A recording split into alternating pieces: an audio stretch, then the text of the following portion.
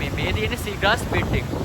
Research තොගයක් මාර research තොගයක් මේ වෙනකොට පබ්ලිෂ් කරලා තියෙනවා. රිසර්ච් එක කරන විදිය ඔයාලා දැනගත්තනේ. දැන් එතකොට මේ රිසර්ච් එක කරලා මේ කරන data අපි හොයාගන්න අලුත් තොරතුරු කොහොමද මේ ලෝකෙට සයන්ටිෆික් ඔඩියන්ස් එක්කට අපි ඒක පබ්ලිෂ් කරන්නේ කොහොමද කියලා පොඩ්ඩක් කියන්න ඕනේ.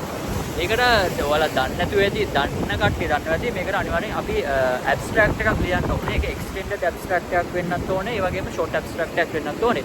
ඒක අපි සයන්ටිෆික් ඔඩියන්ස් එක්කට කියන්න ඕනේ අනිවාර්යෙන් ඇබ්ස්ට්‍රැක්ට් එකක් through. ඒ කියන්නේ අපි ප්‍රසන්ටේෂන් එකක් කරලා මොකක් හරි රිසර්ච් කන්ෆරන්ස් තියෙනවා ලෝකේ.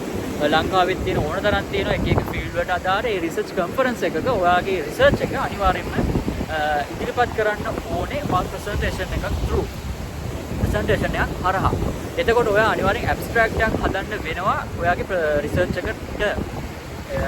ඇබ්ස්ට්‍රැක්ට් එකක් හදන විදිය ලොකු ප්‍රොසීජර් එකක්. ඒක සයන්ටිෆික් රයිටින් කියන සබ්ජෙක්ට් එක තුලින්ම තමයි ඉගෙන ගන්න ඕනේ. ඒ සබ්ජෙක්ට් එක හරහා ඉගෙන ගන්න පුළුවන් මේ ඇබ්ස්ට්‍රැක්ට් එකක් කොහොමද හදන්නේ කියලා. ඇබ්ස්ට්‍රැක්ට් එකකට ගොඩක් දුරට ඔයාගේ ටයිටල් එක, ඒ කියන්නේ ඔයා රිසර්ච් එක කරන ඔයාගේ ටොපික් එක, එතකොට ඔතර්ස්ලා, ඒ වගේම ඔතර්ස්ලා කරන කට්ටිය, ඒ වගේම සුපර්වයිසර් මෙන්ෂන් කරලා, එතකොට ඒකේ ඊමේල් ඇඩ්‍රස් ඉන්ට්‍රොඩක්ෂන් එකක්, එතකොට මෙතඩොලොජි, එතකොට conclusion and discussion එකක්, acknowledgement එක, references කියලා එන්නේ ඒ වගේ list එකක් තියෙනවා මේ abstract එකකට දාන්න ඕනේ. ඒක extended abstract එකකට දාන්න ඕනේ list එකක් තියෙනවා. ඒ extended abstract එකක් ඔයාලා හදලා අනිවාර්යෙන් ලෝකෙට publish කරන්න ඕනේ ඔයා කරන research එකෙන්.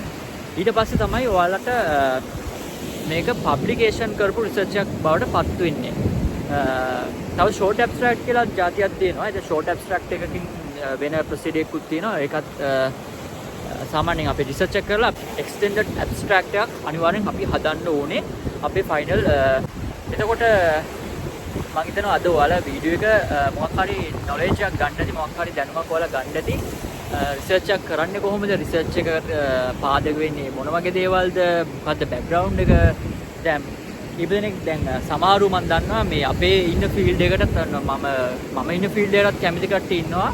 එන්න පුළුවන්. ඉතින් ඕෂන් යුනිවර්සිටි එකේ බයොලොජි අංශයෙන් උසස් පෙළ කරලා ඔයාලට ඉසෙට් එකකින් එන්න පුළුවන්. ඒ වගේම දැන් මට මතක නැහැ කොහොමද දැන් හරියටම දැන් මේ බයිලෝස් වෙනසලාත් දන්නෙත් නැහැ. ඒ වගේම ඕෂන් යුනිවර්සිටි මේ වෙබ්සයිට් එකකින් ගිහිලා ඔයාලට මේ ෆිෂරිස් ඇන්ඩ් මැරින් සයන්ස් ඩිග්‍රී එක රිෆර් කරන්න පුළුවන්. ඒ වගේම ඔයාලට University of Ruhr Fisheries and Marine Science Technology කියන මේ ඩිග්‍රී එකම ගන්න පුළුවන් ඔයාලට. එතකොට මේ මම හිතන්නේ මේ දෙකම ෆ්‍රී, මේ දෙකම රජයේ, මේ දෙකම 100%ක් රජයේ ෆ්‍රී. මම ඉන්නේ පට්ට ලස්සන ඒරියා එකක මේ මෙතන තියෙන සීග්‍රාස් බෙඩ් එකක්. හරිද? මේ සීග්‍රාස් බෙඩ් එකක් තියෙන මම ඔයාලට පෙන්නන්නම්. ඒනවත් දන්නේ මේ තියෙන සීග්‍රාස් බෙඩ් එක. හරිද? මේක යටතේ අපේ අක්කලා අයියලා රිසර්ච් කරන්න ඇති බර ගානක්. ඒ කියන්නේ මේක සම්පූර්ණ සෙන්සිටිව් පරිසර පද්ධතියක්. අපේ රිසර්ච් මාර තොගයක් මේ ඉන්න කැලේ මම මේ ඉන්න පරිසරය තුලින්ම මේ මාර රිසර්ච් තොගයක් කරලා තියෙනවා, ලෝකෙට පබ්ලිෂ් කරලා තියෙනවා. අපේ හිටපු සීනියර් අයියලා අක්කලා මාර රිසර්ච් තොගයක් මේ පබ්ලිෂ් කරලා තියෙනවා. මම දන්න අක්ක කෙනෙකුත් මෙතන සීග්‍රාස් බෙඩ් එක සම්බන්ධ සෙඩිමන්ට් සොයිල් සාම්පල් වගේ දේවල් වලින් එන ඉම්පැක්ට් එක අදාළ දේවල් ගොඩක් දේවල් කරලා තියෙනවා. ඉතින් මේ වගේ ෆීල්ඩ් වලට එන්න කැමති කෙනෙක්ට අර වගේ ප්‍රොසෙස් එකක් කරා ඉතින් ඕෂන් යුනිවර්සිටි එකට ඇවිල්ලා ඒක සිලෙක්ට් වෙලා ඔයාලට මේක එන්න පුළුවන්. ඉතින් මැරින් බයොලොජිස්ට් කෙනෙක් වෙන්න, ඒ කියන්නේ මැරින් ෆීල්ඩ් එකට කැමති කෙනෙක්, ඒ වගේම මේ ආශ්‍රිත තියෙන ෆීල්ඩ් වලට කැමති කෙනෙක්ට ඔයාලට මේකට ඇවිල්ලා ඔන්න ඔයාලගේ කරියර් එක, ඔයාලගේ හීනේ, ඔයාලගේ අනාගතය සාක්ෂාත් කරගන්න පුළුවන් කියලා මට මතක් කරනවා. ඉතින් මම YouTube එක හරහා ඔයාලට ලොකු විස්තරයක් මම කිව්වා කියලා හිතනවා. මම හිතන්නේ සම්පූර්ණ විස්තරයක් නෙවෙයි. normally ඔයාලට idea එකක් ගන්න තමයි මම මේක කිව්වේ. කොහොමද මේ රිසර්ච් එක කරන්නේ, මොකද්ද මේ background එක වගේ දේවල්. ඉතින් යම්කිසි හරි ඔන්න ඔයාලා knowledge එකක් ගත්තා නම් අනිවාර්යයෙන් මේක like එකක් දාන්න, comment එකක් දාන්න. background හොඳද, ලස්සනද, මේ පරිසර පද්ධතිය කොහොමද කියලා.